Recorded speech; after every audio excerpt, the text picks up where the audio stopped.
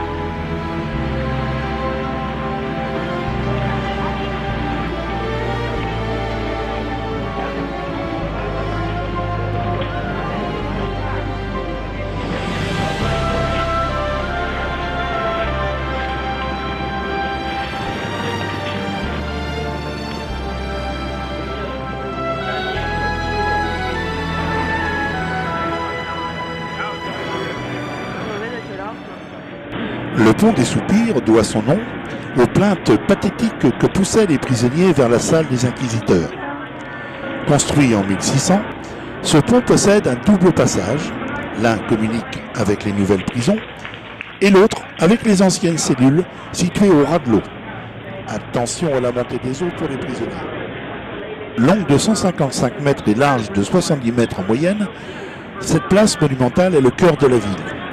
Bordée par les admirables bâtiments des procuratrices, la tour de l'horloge, la basilique Saint-Marc et le palais des Doges, la place Saint-Marc attire journellement une foule innombrable.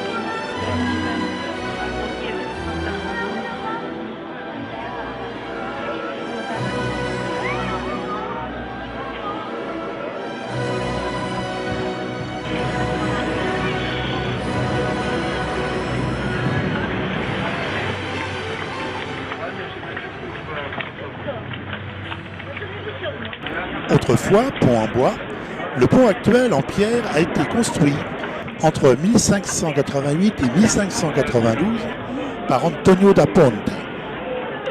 Érigé à l'endroit le moins large du Grand Canal, chaque arche du Rialto repose sur une pile de 6000 pilotis en bois qui prennent appui bien en dessous du niveau du canal.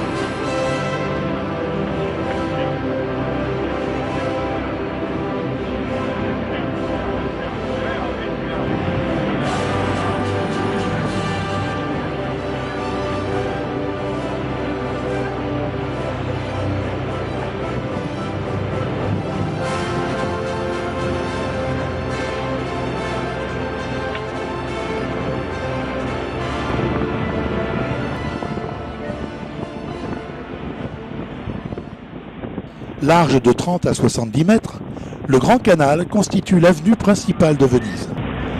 C'est un décor unique au monde, fait d'églises et de magnifiques palais, dressés au cours des siècles par l'aristocratie vénitienne.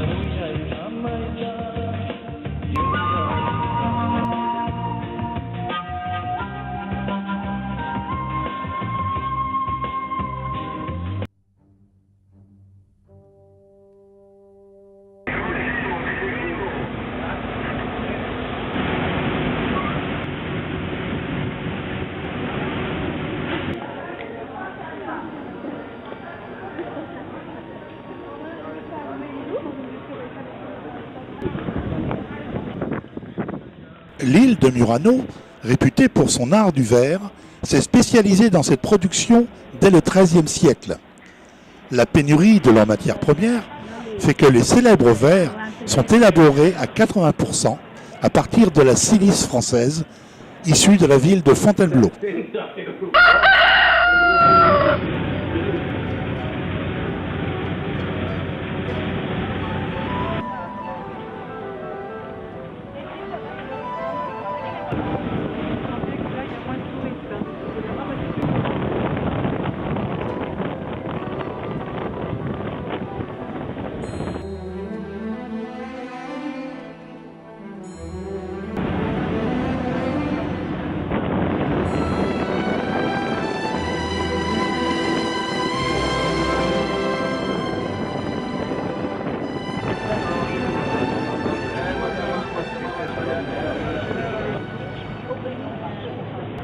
Île des Dentelières, animée et très colorée, Burano vit de l'économie du merletto, la célèbre dentelle.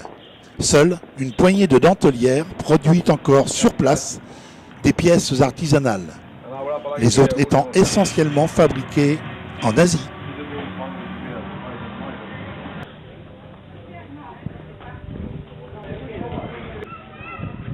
On ne voit guère ici beaucoup de palais, mais une multitude de maisons cubiques de couleurs vives.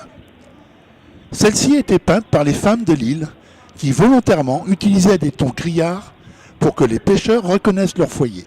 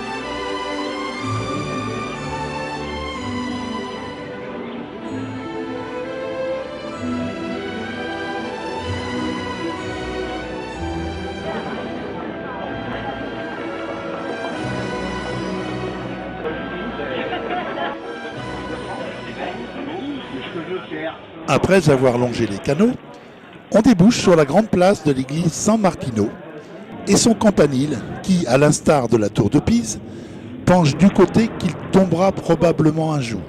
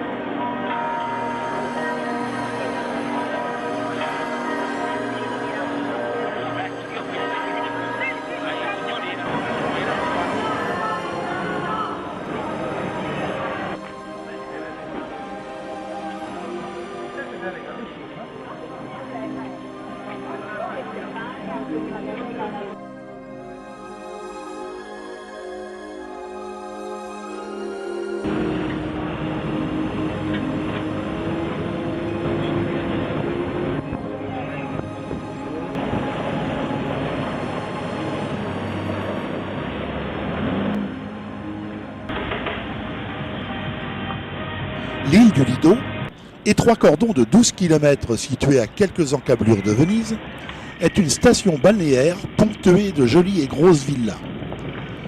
Même si le Lido a perdu un peu de son élégance, elle continue néanmoins d'attirer chaque été une clientèle très sélecte et cosmopolite.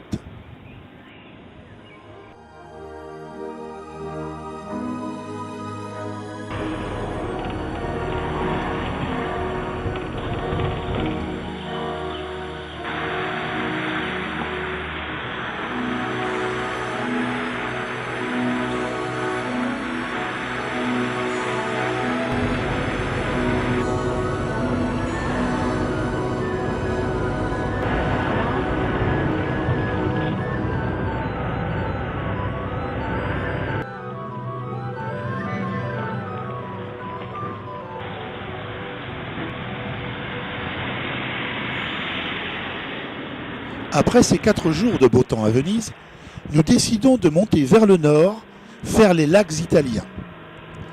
Malheureusement, au lac Majeur, le temps s'est vite dégradé et nous décidons de rejoindre, comme prévu, nos amis Jocelyne et Bernard à Chaponnet pour finir nos vacances ensemble.